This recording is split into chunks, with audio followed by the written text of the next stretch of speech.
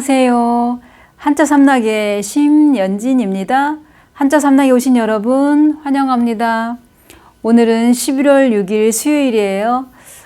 날씨가 이제 서서히 겨울로 접어들고 있어요.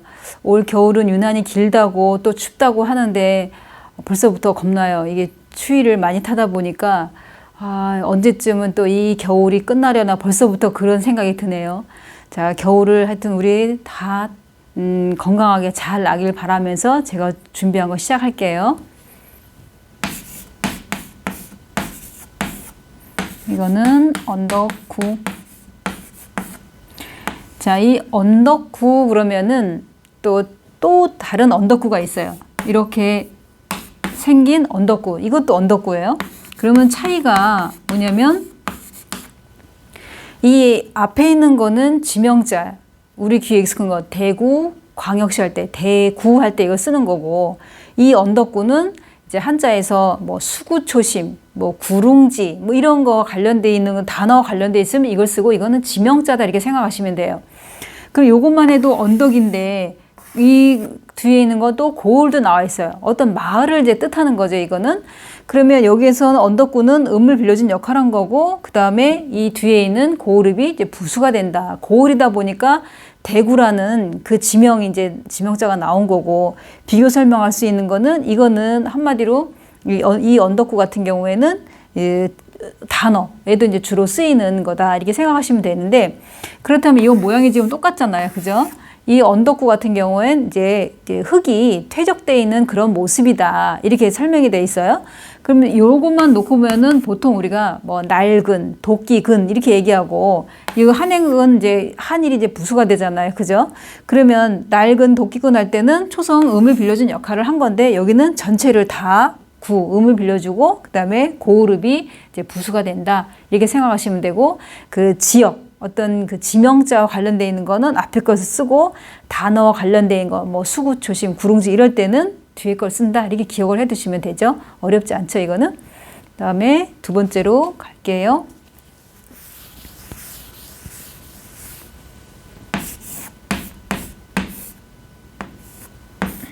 이거는 클비. 자, 이 클비 그랬을 때 다른 뜻이 뭐가 있냐면 으뜸. 여기서 이제 으뜸 또는 받들다 이런 뜻이 있어요. 그렇다면 이 글자가 들어가는 거 보면은 여기다 비에다가 아들자자 쓰면 비자, 뭐 황태자를 말하는 거예요. 또 아니면 비적, 쌓을 적자, 이렇게 길쌈적 이거를 같이 결합돼서 설명해보면 훌륭하게 여길 만큼 큰 공적, 뭐 이렇게도 이제 그 설명이 돼 있어요. 그러면 여기에서 또 이름자에 보면 이름자에 조비 그러면은 성이 조씨에다 비 그러면은 위나라의 그 초대 황제 조조의 아들을 이제 말한다 이렇게도 나와 있는데, 이거는 지금 부수가 한일이에요. 그 한일이 나온 건 뭐냐면 하나라는 얘기예요. 하나는 최고, 이게 그 쉽게 말하면 넘버원을 말할 때 제일 으뜸이다 이런 얘기고, 그렇다면 여기 아니불자 같은 경우에는 아니불 할 때 여기 초성 음을 빌려준 역할이다. 형성문자예요, 이거는. 그러면 자, 으뜸, 크다 이랬었을 때 여기서 말하는 크다라는 거는 빅의 의미보다는 그레이트를 생각하시면 돼요. 위대하다. 그러면 좀 전에 말씀드린 것처럼 황태자 이런 것처럼 어떤 신분이나 지위가 높은 사람을 이제 말하는 건데, 지금 으뜸이라고 그랬잖아요. 으뜸이란 뜻도 있고 받들다. 그 사람을 백성들이 받드는 거죠. 물론 왕이다 아니면 황태자든 이런 사람들은 그 백성을 거닌다 그러면 거느린다 아니면 백성을 섬긴다 이렇게 따질 때 보면 그 사람이 많은 백성을 섬기듯이, 또 밑에 있는 백성들은 그 황태자든 그 윗사람 으뜸이 되는 넘버원이 되는 사람을 이제 섬기는 거죠. 그죠, 서로가. 그랬었을 때 여기에 으뜸은 말 그대로 최고를 말하는 거예요. 최고는 단 한 사람 이렇게 되는 거겠죠. 우리도 왜 이렇게 조선왕조 이렇게 딱 보면은 왕이 있으면 그 다음에 이 왕위를 물려받을 사람 보면은 세자를 이제 딱 지목을 하잖아요. 그럼 세자는 딱 한 사람이지 여러 사람은 안 하잖아요. 그 나머지 사람은 그냥 무슨 대군 이렇게 얘기하잖아요.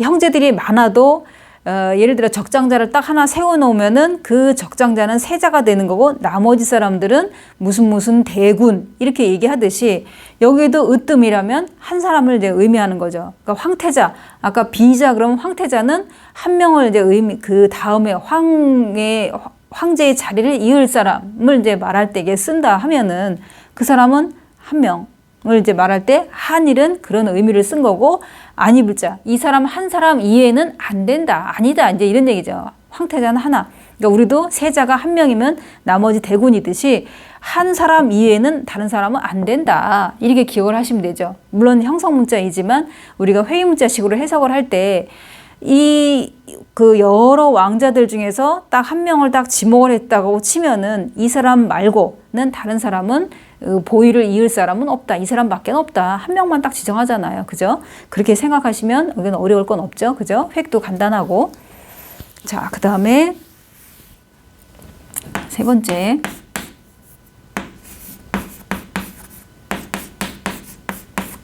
이거는 맑은 대수 설. 일단 이 글자는 이제 그 단어로 나오는 것보다는 성씨, 성이 설씨인 사람은 이제 이걸 쓴다 이렇게 생각하시면 돼요.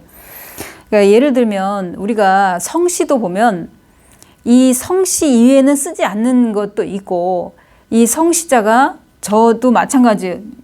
예를 들어 김시성 같은 경우에도 이거는 쇠로 읽을 때가 있잖아요. 아니면 금, 돈 이런 거 뭐 금전 관계가 어떻다 그러면 이제 돈과 관련돼 있는 거고 또 금운동 할 땐 금 이게 나타나듯이 성으로 쓸 때도 있고 단어로 쓸 때도 있고 재성도 마찬가지로 성으로 쓸 때는 심으로 쓰지만은 침묵한다 할 때는 침으로 읽혀지듯이 근데 이런 거는 이 맑은 대숙설 같은 경우에는 단어로는 거의 나오는 게 없어요. 우리에게 익숙한 게 없어요. 자전에 보면은 딱 하나밖에 없는데 뭐냐면 여기 대숙설에다가 비단 나자를 쓰면 벌릴 나자 이거를 딱 쓰면은 설라라는 거는 이게 자전에 뭐라고 설명이 되었냐면 신라를 당시에 그때 당시에 신라라는 나라가 있을 그 당시에 중국에서는 신라라고 하지 않고 설라로 읽었다 이제 이런 그게 기록이 있어요. 이렇게. 그러니까 그거 말고는 단어가 없어요. 그러니까 이거는 주로 성시자로 쓴다 이렇게 기억을 하시면 되고 그러니까 여기서 쑥이라고 했어요. 쑥. 맑은 대쑥 설 이렇게 나왔는데 쑥이니까 당연히 초두머리가 나왔겠죠. 저 초두머리의 의미는 풀이라든지 꽃, 식물 뭐 이런 거 관련되는 건 초두머리가 나오잖아요. 그렇다면 이거는 자전에 어떻게 설명이 되어 있냐면 이렇게 초두머리에다가 그 다음에 앞에는 이게 이제 언덕부 이렇게 생긴 언덕부에 지금 이게 생략이 되어 있는 거예요. 그러니까 여기 언덕이 나와 있고 그 다음에 매울신이 나와 있어요. 이게 동자다 이렇게 나와 있어요. 이거랑 똑같다.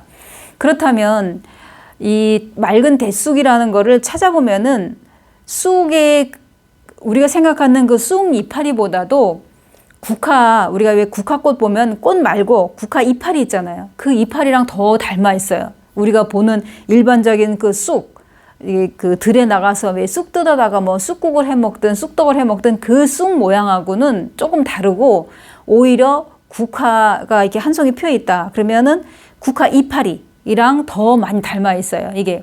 그래서 이거는 쉽게 말하면은 국화과에 속하는 이게 그 생물 시간에 만약에 배운다면 국화과예요. 이거는. 그래서 맑은 대쑥은 국화잎과 비슷하다. 이렇게 생각하시면 돼요. 우리가 생각하는 요 쑥이라고 해서 쑥 모양하고 비슷하지 않다. 이렇게 생각하시면 되고 또 하나는 맑은 대쑥설이란 뜻이 뜻과 의미 있다고 치면은 나라 이름 설이란 뜻도 있어요. 이거는.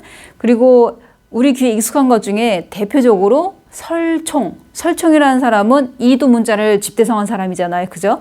그러니까 이거는 주로 성시자에 쓰이는 거지 단어로는 쓰이는 게 없다. 이렇게 생각을 하시면 되고 쓰인다 하더라도 설라라는 거는 중국 사람이 신라를 그렇게 불렀지 우리나라 사람들은 그냥 신라. 삼국시대 때 고구려 신라 백제할 때 신라라고 하지 우리는 뭐 설라라고 안 그러잖아요. 그러니까 굳이 이거 단어도 뭐 이렇게 중요한 건 아니고 이거는 성시자로 쓰는 거구나. 그렇다면 여기에 지금 언덕이 나와 있어요. 언덕에 풀이 돋아 있는데 그것이 쑥인데 모양은 국화 이파리 같은 모양이다.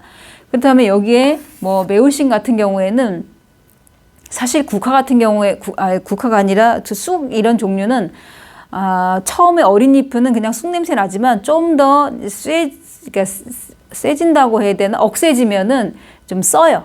이게 맵진 않고 써요. 그러니까 쓰다라는 어떤 개념에서 보면은 이거 근데 매울신은 나왔지만 맵진 않아요. 제 생각으로는 그냥 제 생각이에요. 제 생각에는 매울신이 나온 거는 이게 이파리가 이렇게 심어져 있는 이거는 원래는 매울신은 뭐냐면 형벌을 가하는 도구라고 얘기했어요. 그죠? 죄수에게 형벌을 가하는 도구인데 그렇다면 우리가 그 모양을 따졌을 때 이 이파리가 이제 국화잎이랑 비슷하다 그랬잖아요. 그죠? 그래 이파리의 어떤 모양 이런 거라기보담도